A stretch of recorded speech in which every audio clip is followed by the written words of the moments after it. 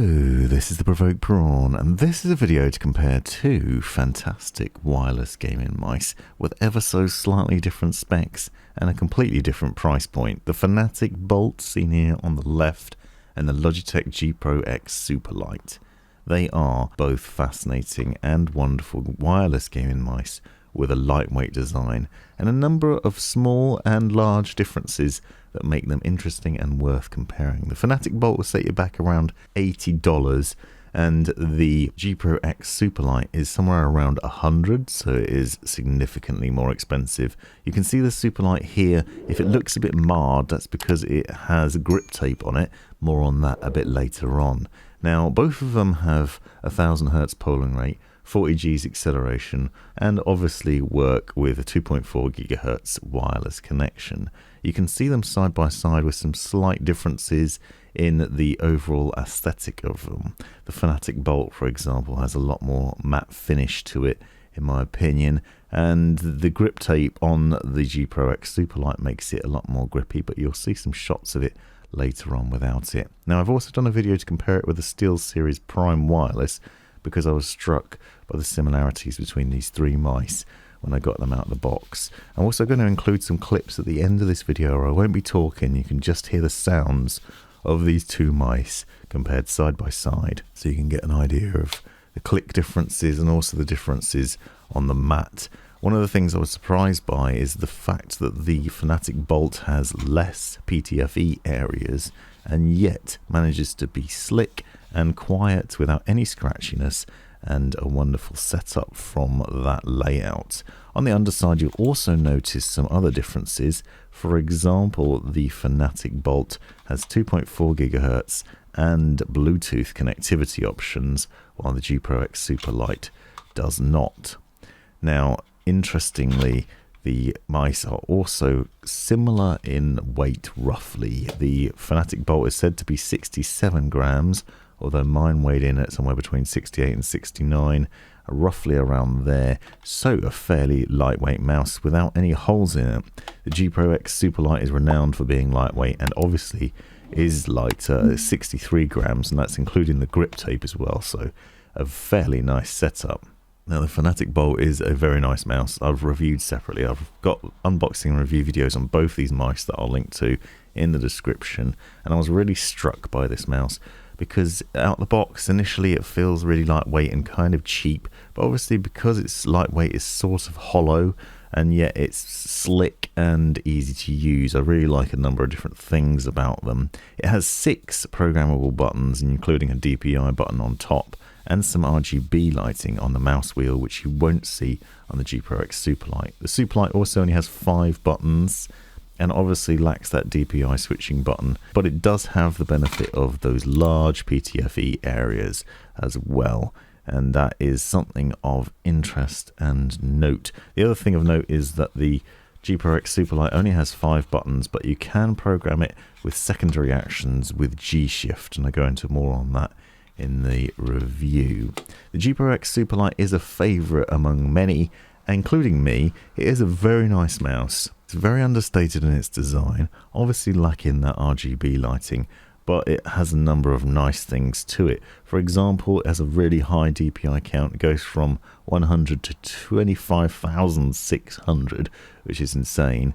Obviously, programmable levels mean that you can adjust it until your heart's content, but even just standard, it just runs really well. It's also available in multiple colours. You can get it in black and white, and there's also a pink variant, which unfortunately I can't show you because I don't have it. But if you're into that, you have the option. The white one looks particularly nice, in my opinion. This is obviously fresh out the box without any of the grip tape in use, and so the white one looks a bit slicker and a bit nicer than the black one, but you'll have to forgive those shots with the grip tape. I think it's worth showing over time how it's stacked up. And that's the thing, because I've been using the G Pro X Superlight as a main when I'm not reviewing others for quite a while, and it is a very nice mouse still. It has up to 70 hours battery life, which is worth noting is significantly less than that of the Fnatic Bolt, which is able to hold up to 110 hours over 2.4 GHz or 210 hours over Bluetooth. The Superlight comes with a selection of things in the box, including that grip tape as you've seen, and a little dock where you can swap out the underside bay for another one. You can also store your 2.4 gigahertz wireless dongle inside here, and then you have the choice of either a cover with PTFE areas on it or one without, so you have the option there to do whatever you want to. The keen-eyed viewer will also spot another difference here in that the G Pro X Superlight uses a micro USB charging cable, which is an unfortunate downside to this setup. It does have, however, a capable wireless connection with using a small USB dongle and then this extension cable. If you want to use it, you have this extension dongle that you can attach to the cable and then attach that to your PC. And another reason I compared these mice actually was because of that design of the USB connection. It has that two-pronged affair on it, which you'll also see on the Fnatic Bolt. But the Fnatic Bolt uses a USB-C power cord cable, so that is obviously improved, and it's also easy to plug in any direction because of it, despite having those two pins. It also has that extension dock as well, so you can get the dongle closer to your desk, closer to your mouse, and also just use one USB connection on your PC. But obviously having USB-C makes it a lot easier to use, and having a longevity of battery life is also an appeal. Another thing that you'll note is that the Bolt has a opaque mouse wheel with some little tiny lightning bolts on it, and it also has RGB lighting because of it. Obviously that's going to impact the battery life, and you can adjust the brightness of it as well as various different settings within the software, and I went into more depth on that in the review. You also see a flexible paracord cable which doesn't cause any issues. Both of these mice have very nice cables and a nice setup in that overall design. I'm going to leave all the specs in the description, but for the most part they're very comparable in the overall specs and the setup there. But things that make them interesting is the differences under the hood that you can't see. For example, the Fnatic mouse uses Kailh's GM 8.0 Black Mamba switches, which are very clicky. And again, stick with me till the end to hear the difference in the sound. But they're very responsive, and I found them to be quite snappy. And I found both mice to be comparably accurate in gaming and responsive for fast-paced gaming, competitive play, and just good old-fashioned shooting your enemies in the face in things like Rainbow Six Siege, and it's been a great setup. Now the Fnatic Bolt is said to be designed for medium-sized hands and work with a claw or claw and palm grip hybrid. I found it's verging on being smallish, medium to small I'd say, but I do think that it is a very comfortable mouse.